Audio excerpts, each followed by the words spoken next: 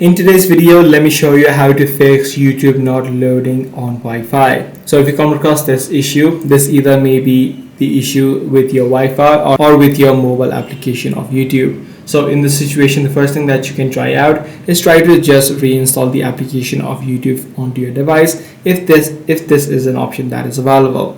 If this is a permanent application on your device, then in this situation you can simply tap and hold the app, head over to the eye icon, and then simply clear out the local cache. Head over to storage, and right here you should be able to see the option called clear cache. Once you complete this step, try to see if the issue is solved. If the issue still persists, then what you can try out is try switching the DNS server. So within the settings on your device, simply search for DNS or private DNS, and right here you should be able to see the option called private DNS provider hostname. You can simply tap on it, and in this box you can simply type in dns.google.